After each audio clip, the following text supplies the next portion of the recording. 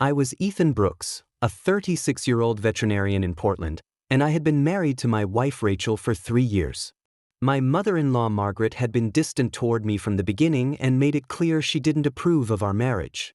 Last Thanksgiving, Margaret organized a traditional family dinner and was forced to invite me as well.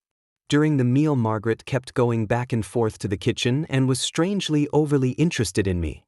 When I finished my drink, Margaret immediately brought me a new one. But at that moment I noticed strange white residue at the bottom of her glass. When I understood Margaret's plan, I immediately took action and switched the glasses. What happened next would change Margaret's life forever. My name is Ethan Brooks and I operate a veterinary clinic in Portland. I'm 36 years old and I love working with animals. I had wanted to be a veterinarian since childhood. I received veterinary education at Oregon University. After graduation, I settled in Portland and opened my own clinic. I have a nice location in the downtown area of the city. I had met Rachel 3 years ago. At that time, Rachel was volunteering at an animal shelter. She had brought an injured cat to the clinic and we started talking. My relationship with Rachel had developed quickly. Our shared values and love for animals brought us closer to each other. After dating for 2 years, we decided to get married. Rachel was a 29-year-old teacher. She worked with elementary school students and loved her job very much. She had a calm and gentle character. Our marriage was happy and harmonious. Most of Rachel's family had welcomed me warmly. But I never got along well with my mother-in-law Margaret. Margaret was a 61-year-old retired nurse. She was widowed and Rachel was her only child. She was an overly protective mother type. Margaret's attachment to Rachel was at obsessive levels. She tried to interfere in every detail of her daughter's life. Since I met Rachel, Margaret had shown a negative attitude toward me.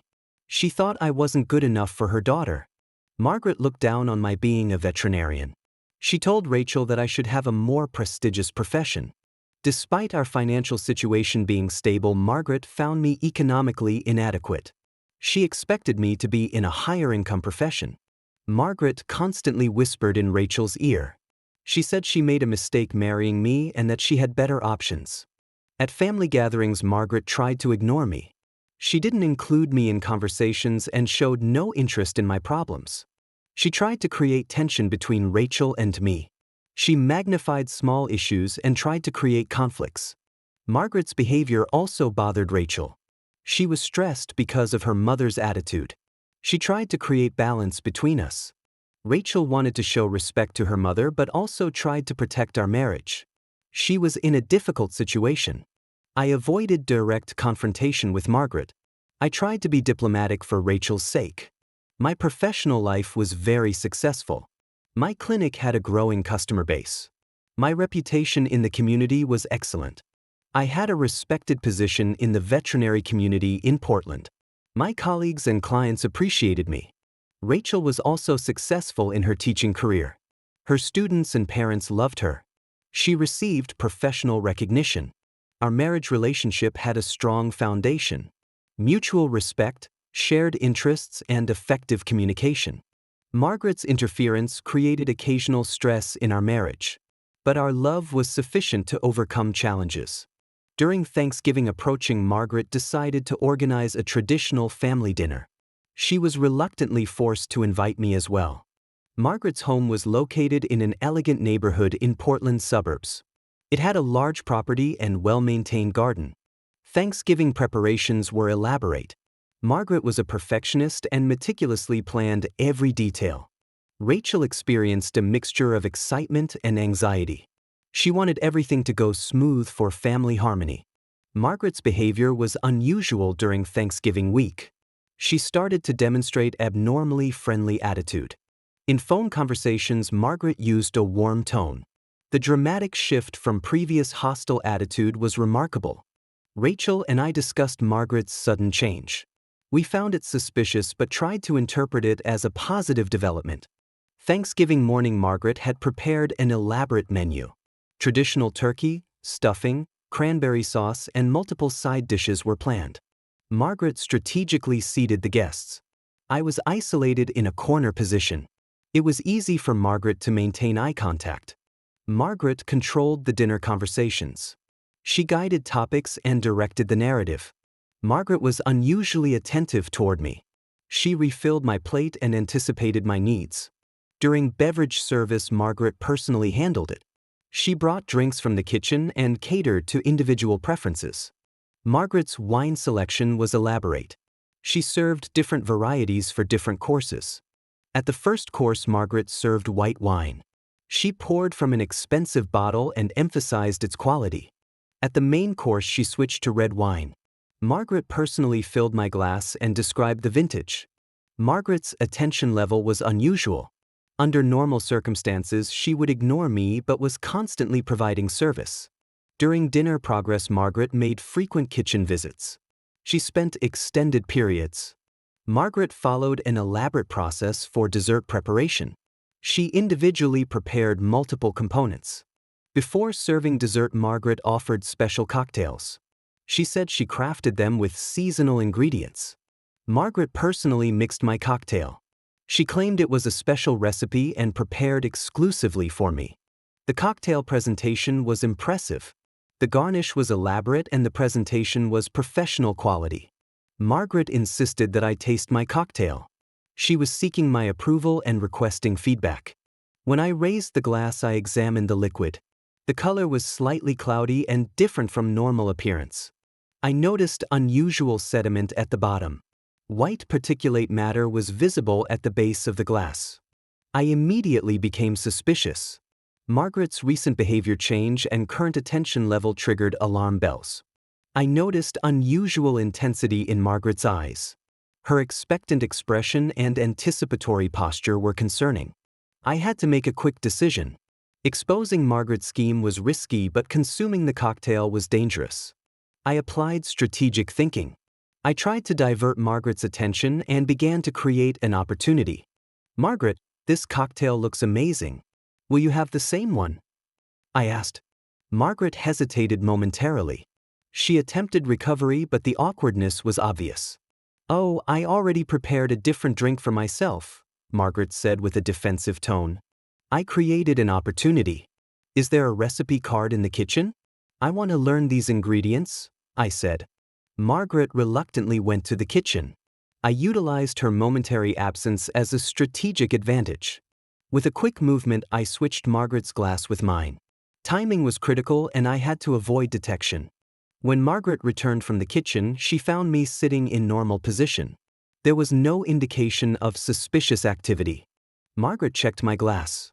The level looked the same and she didn't detect the replacement. "Cheers to family," Margaret said and raised her glass. Everyone toasted and began to consume their drinks. Margaret confidently sipped from her cocktail. At the initial taste, Margaret's reaction was normal. She didn't immediately detect the presence of the unexpected substance. The conversation continued and Margaret tried to maintain social interaction. She demonstrated normal behavior patterns. 15 minutes later, Margaret's demeanor began to change. Slight disorientation symptoms began to manifest. Margaret's speech pattern began to alter. Words became slightly slurred and difficulty concentrating was evident. Impairment in physical coordination was noticed. Instability in glass holding and unsteadiness in movements began. Margaret's pupils became dilated. Difficulty in eye focus and decline in responsiveness were observed. Rachel began to express concern. "Mom, are you feeling all right?" she asked with a worried tone. Margaret attempted denial. "I'm fine, just a little tired," she said unconvincingly. The symptoms progressively became worse. Margaret experienced difficulty maintaining balance. When Margaret attempted standing, her stability was compromised. She had to rely on the chair for support. "I think I need to sit down," Margaret said and demonstrated obvious distress. Rachel immediately took action. "Mom, something's wrong. We need to call emergency services," she said with a decisive tone. Margaret tried to protest.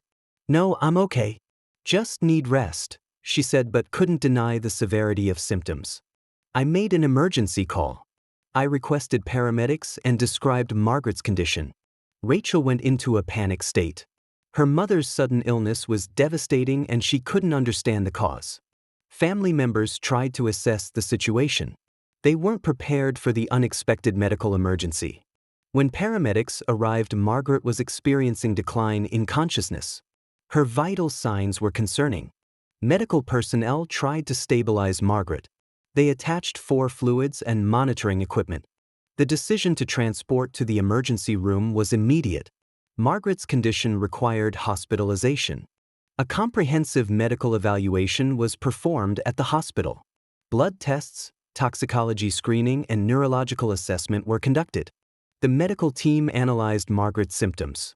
Poisoning was suspected and antidote treatment was initiated. Toxicology results confirmed the presence of suspicious substance. Benzodiazepine compound was detected in the blood. Medical staff required police notification. The poisoning case necessitated criminal investigation. Police officers arrived at the hospital. They began to conduct preliminary investigation.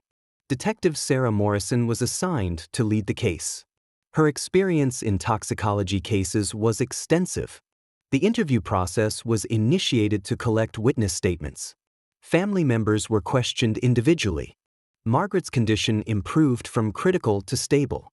Medical intervention was effective and recovery prospects were positive.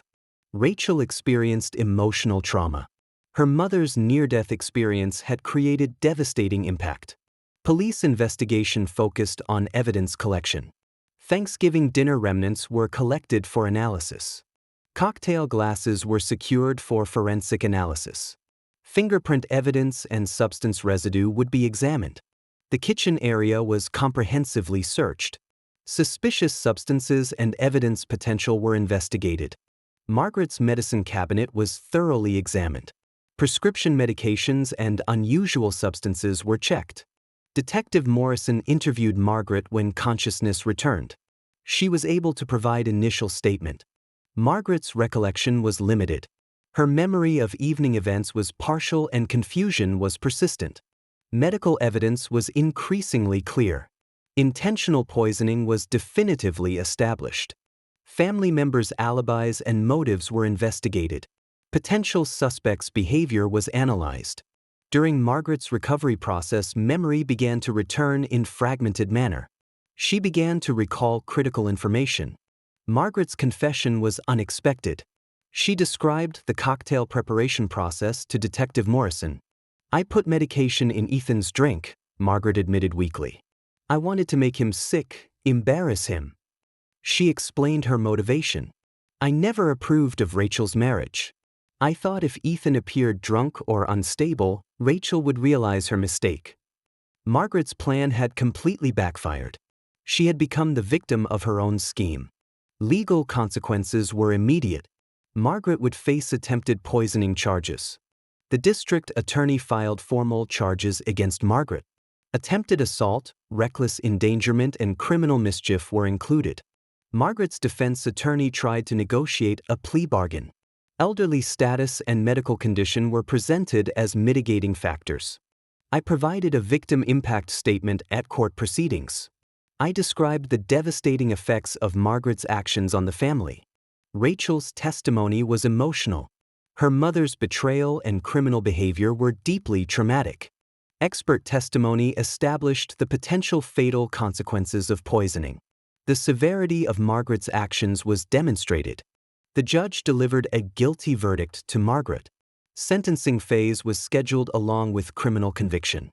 At sentencing, Margaret was assigned probation and community service. Age and health factors prevented incarceration. A restraining order was issued in favor of Rachel and me. Margaret was subject to contact restrictions. Margaret was imposed professional counseling requirement. Mental health evaluation and treatment were mandatory. Rachel began therapy sessions. Processing her mother's betrayal required professional assistance. Our marriage relationship overcame the challenges. Shared trauma strengthened our bond. Margaret's criminal record was a permanent consequence. Criminal history would appear in background checks. Community reputation was damaged. Margaret's actions became widely known in the neighborhood. Margaret's nursing license was reviewed. Professional misconduct investigation was conducted. The medical board took disciplinary action. Margaret's professional credentials were revoked. Rachel experienced a gradual healing process. Accepting her mother's actions was difficult. Family dynamics were permanently altered. Margaret's role in the family was significantly diminished. Margaret experienced isolation. Her social connections were damaged and support system was compromised. Justice was appropriately served. Criminal behavior was faced with consequences. Currently, Margaret is restricted to limited supervised contact. Relationship rebuilding remains uncertain in the future. Our marriage continues on a stronger foundation. Overcoming adversity created unity. My veterinary practice maintained its reputation. Professional standing in the community was preserved. I promote prevention awareness. I support elderly abuse and family toxicity education. Margaret's actions created permanent consequences. Rehabilitation remains questionable. The effectiveness of the justice system was demonstrated. Appropriate punishment and protection were provided.